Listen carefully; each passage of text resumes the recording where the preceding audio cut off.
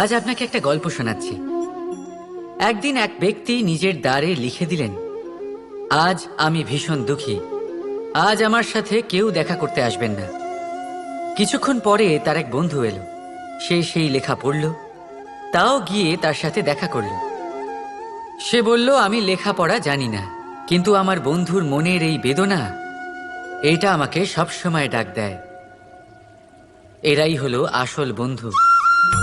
কোনো কারণে আপনি যদি দুঃখ পান, কোনো সমস্যার সমাধান না বের করতে পারেন, এই সংসার থেকে আলাদা হয়ে যেতে চান, তাও এই বন্ধু আপনার সাথেই থাকবে। সমস্যার সমাধান না দিতে পারলেও আপনার সম্বল হয়ে অবশ্যই থাকবে।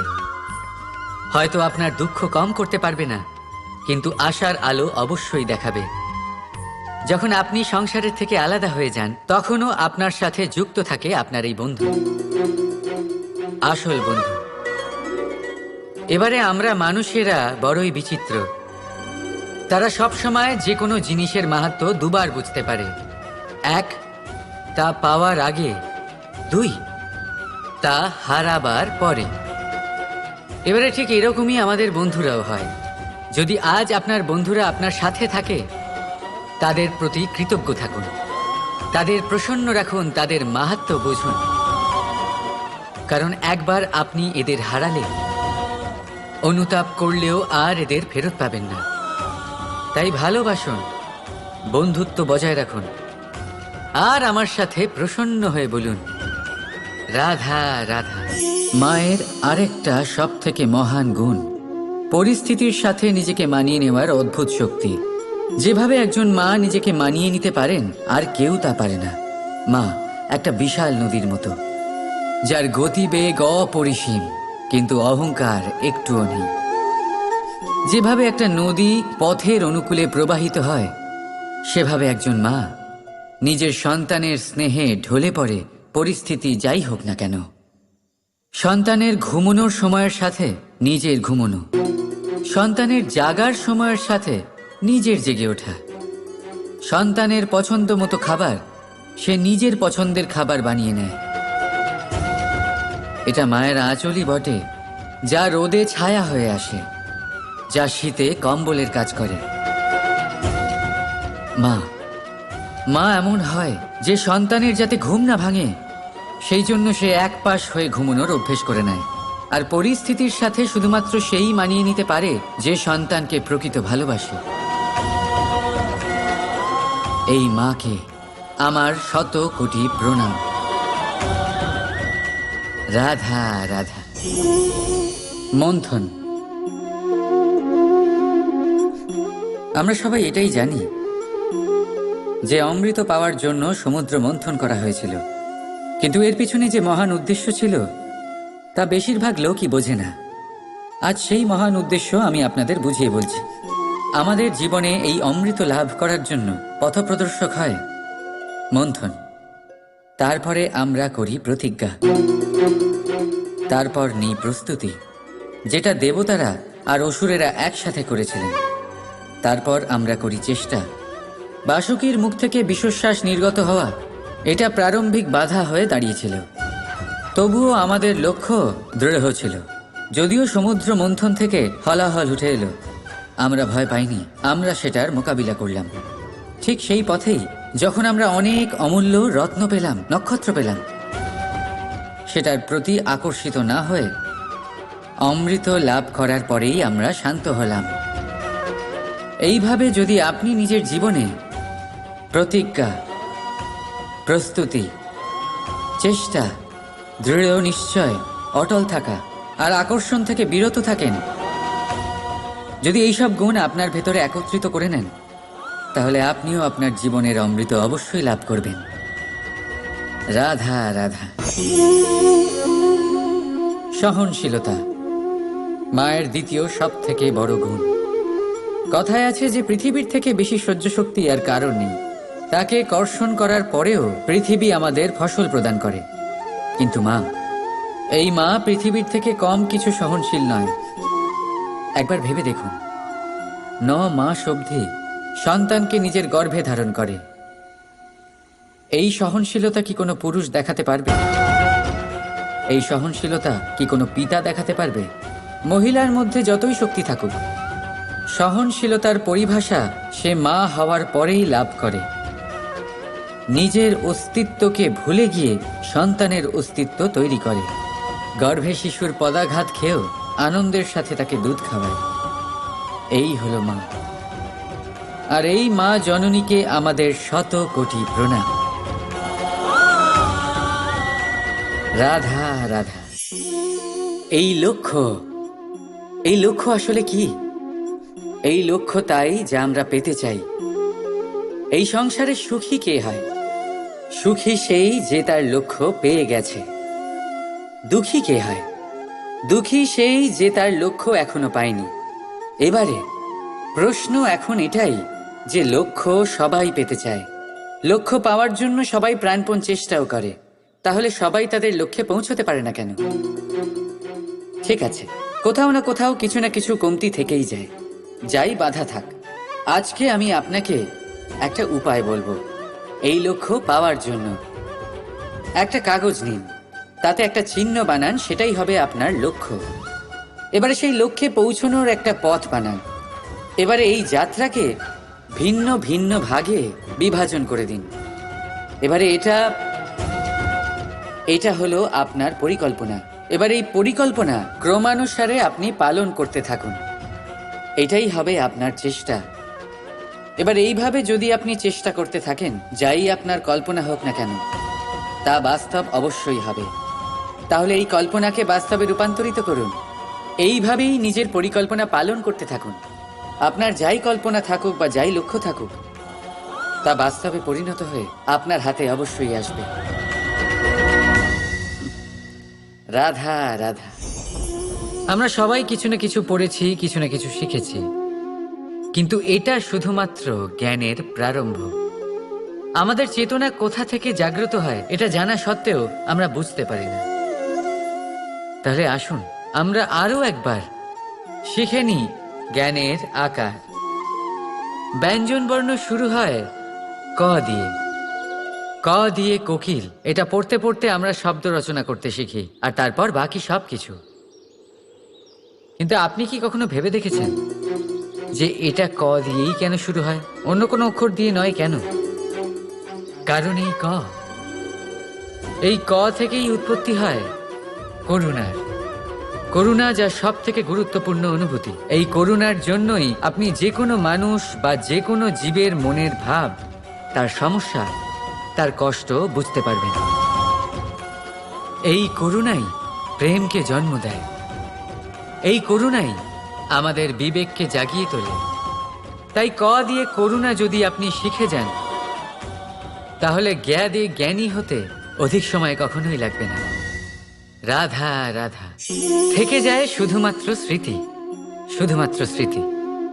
এই সময় এটা কখনো থামে না। স্মৃতি মিষ্টি হবে না তিক্ত, এটা কার উপরে নির্ভরশীল? আপনার কর্মফলের সিদ্ধান্তের উপর।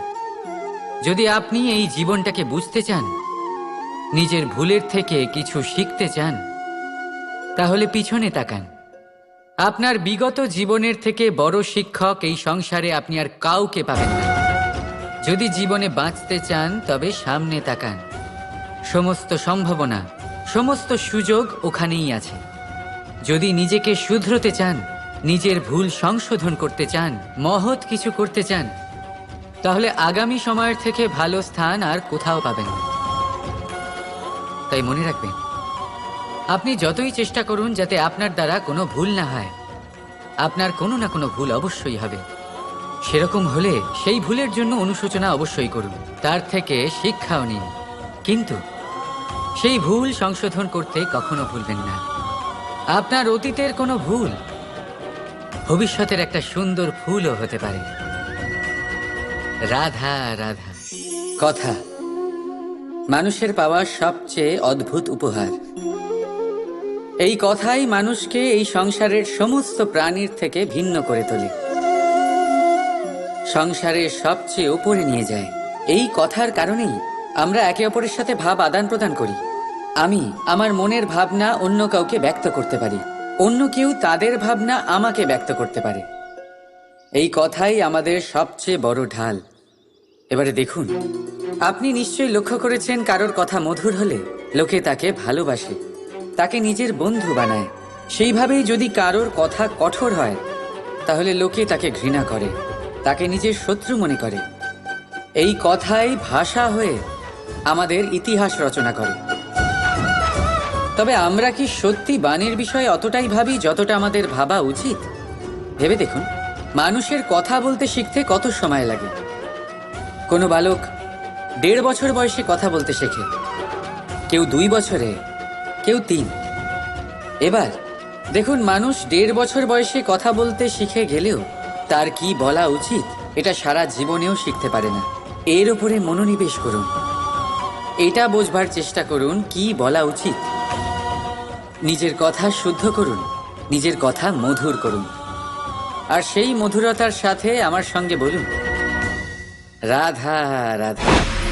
মায়ের আরো দুটো মহান গুণ, সাহস আর সম্বল। সাহস এটা যে সে তার সন্তানের জন্য সব কিছু করতে পারে, আর সম্বল যে সে তার সন্তানকে কখনো ভেঙে পড়তে দেবে না। একবার ভেবে দেখুন, যখনই আপনি আহত হন, চিৎকারের আগে মায়ের নাম কেন আসে? ভেবে দেখুন, যখন আপনার শক্তির প্রয়োজন পড়ে, সাহসের প্রয়োজন পড়ে, সামনের পথ আপনি দেখতে পাচ্ছেন যা অত্যন্ত কঠিন মনে হচ্ছে, তখন মুখ থেকে মায়ের নামই কেন বেরোয়? কারণ মা আমাদের সাহস যোগায়, মাই আমাদের ভরসাও যোগায়।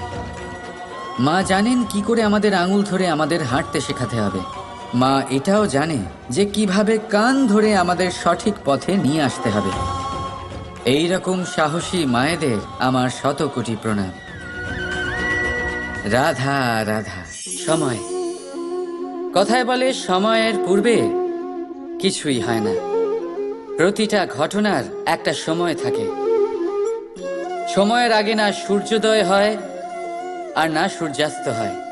সময়ের পূর্বে গাছে না ফুল ফোটে, না ফল ধরে। কিন্তু একটা কথা ভেবে দেখুন, যদি বর্ষা আসার আগে কৃষক ভূমিকে না প্রস্তুত করে, বীজ রোপণ না করে, তাহলে কি ফসল ফলবে? যদি কোনো যোদ্ধা যুদ্ধের পূর্বে নিজের অস্ত্রের ধার না দেয়, তাহলে সে যুদ্ধ কি করে লড়বে? এর মানে এটাই হলো যে সময় আপনার যখন আসার তখন অবশ্যই আসবে, কিন্তু ততক্ষণ এটাও গুরুত্বপূর্ণ যে আপনি নিজেকে তার জন্য তৈরি রাখুন। কারণ এই সুযোগ, এই কথাটা শুনতে যত ছোট, এটা আসেও ততটা কম সময়ের জন্য, তারপর চলেও যায়। এবার যদি সুযোগ আপনার হাতে আসে আর আপনি তার জন্য তৈরি না থাকেন, তাহলে আপনি সাফল্য কি করে পাবেন? তাই আপনি সঠিক সময়ের জন্য অপেক্ষা করুন, সেই সুযোগের জন্য অপেক্ষা করুন, কিন্তু ততক্ষণ নিজের চেষ্টার দ্বারা নিজেকে আরো সক্ষম করে তুলুন। কারণ সাফল্য আপনার জন্য অপেক্ষা করছে, শুধু আপনি তার জন্য তৈরি থাকুন। রাধা রাধা। মোহ, শাস্ত্রে লেখা আছে যে মোহ শুধু সেই ব্যক্তিকেই নয়, বরং সেই আরেক ব্যক্তিকেও বিনাশ করে দেয় যার ওপরে সেই মোহ আছে। এবারে লোকে কি করেন, এই শাস্ত্রে লেখা কথাগুলি শুধু শাব্দিক অর্থে নেন। এই মোহ, দেখুন, এটা শুভও হতে পারে, শুধু এর রূপ ভিন্ন ভিন্ন হয়। এটা ভালো করে বুঝতে হবে। এবারে মোহ যদি কোনো বস্তুর উপরে থাকে, তাহলে তা লালসা হয়ে যায়। মোহ কোনো বিশেষ ব্যক্তির উপরে হয়ে গেলে তা প্রেম নয়, আকর্ষণ হয়ে যায়। মোহ কোনো চাহিদার উপরে হয়ে গেলে তা বাসনা হয়ে যায়। মোহ বিজয়ের উপরে হয়ে গেলে তা কুণ্ঠা হয়ে যায়। মোহ নিজের সংস্কৃতির উপরে হলে আপনাকে সংস্কৃতির রক্ষক বানায়। যদি এই মোহ নিজের গুণের উপরে হয়, তাহলে সেই শিল্প দ্বারা আপনি এই সংসারে অদ্ভুত সব কাজ করতে পারবেন। এবারে এটা আপনার উপরে নির্ভরশীল যে এই মোহকে আপনি সৃজনের আধার বানাতে চাইবেন নাকি বিনাশের অস্ত্র বানাতে চাইবেন। ভেবে দেখুন, সিদ্ধান্ত আপনার। রাধা রাধা।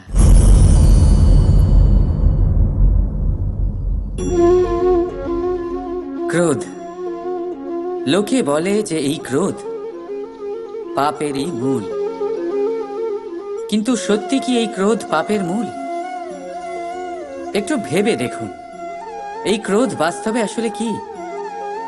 এই ক্রোধ একটা অনুভূতি যা আপনার মধ্যে হঠাৎই অসীমিত তেজ সঞ্চালন করে।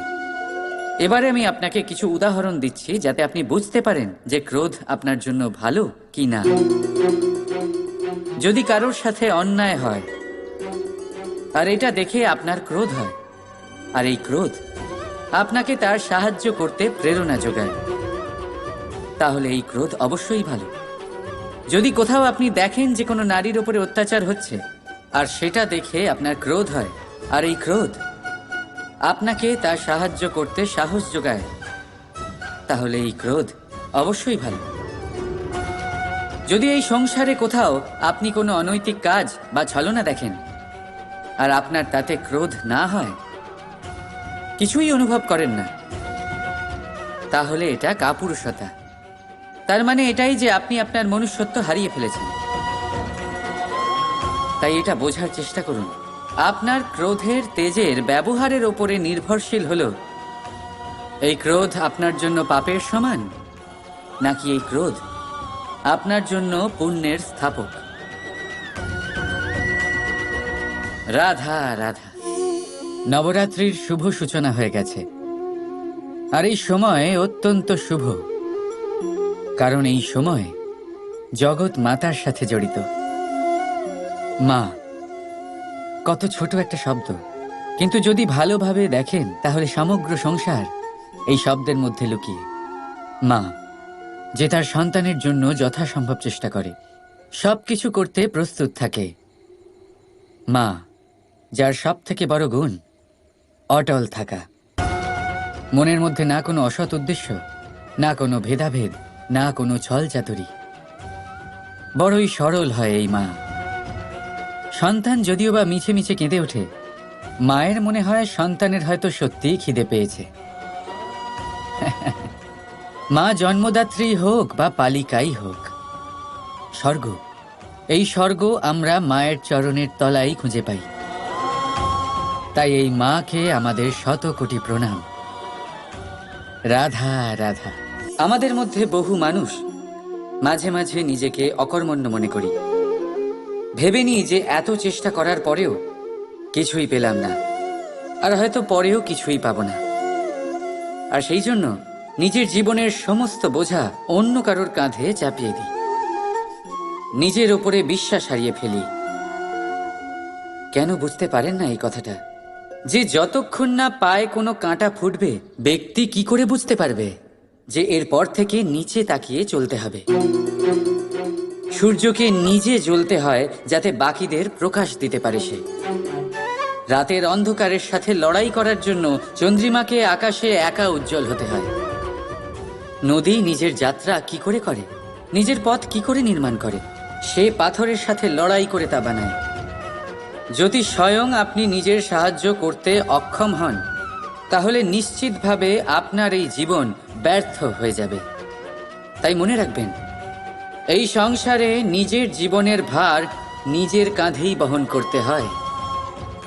অন্যের কাঁধের ওপর শুধুমাত্র পরলোক যাত্রা হয়। সেই জন্য এই সংসারে জীবিত সেই যে আত্মনির্ভর। রাধা রাধা।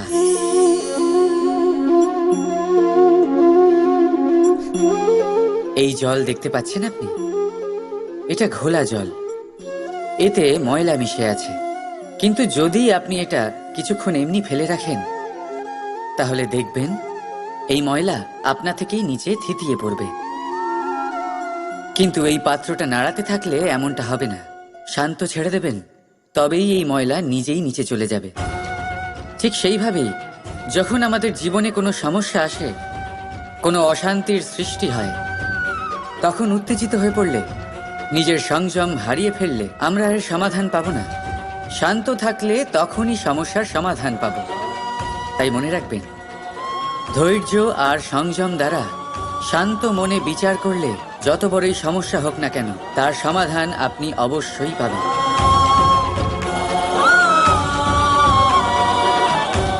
কারণ অশান্তির সমাধান শুধুমাত্র শান্তি। রাধা রাধা। অভিমান, আত্মসম্মান, অহংকার, দেখতে গেলে এই তিনটি শব্দ ভিন্ন ভিন্ন, কিন্তু এর মূল আধার একই, আত্মসম্মান। এবার যদি কথা বলি আপনার শরীরের, আপনার সংস্কৃতির, আপনার সম্পর্কের, তাহলে অভিমান থাকা স্বাভাবিক। এবার যদি কথা বলি আপনার ব্যক্তিত্ব নিয়ে, আপনার আদর্শ নিয়ে, আপনার বিচারধারা নিয়ে, তাহলে আত্মসম্মান হলো একটা গুণ। যদি এইভাবে বলা হয় যে আমি এই কার্য কারোর সাহায্য ছাড়া, সহযোগিতা ছাড়াও করতে পারি, তাহলে এটা আত্মসম্মান, আর এটা সঠিক। যদি এভাবে বলা হয় যে আমি এই কার্য কারোর সাহায্য ছাড়াই বা কারোর সহযোগিতা ছাড়াই করে ফেলেছি, তাহলে এটা অভিমান, এটাও সঠিক। কিন্তু এই কার্য শুধুমাত্র আমিই করতে পারি আর কেউ নয়, এটা অহংকার। তাহলে এই শব্দ এবং তার অর্থ বোঝার চেষ্টা করুন। জীবন ধারণের এক নতুন পথ খুঁজে পাবেন। রাধা রাধা।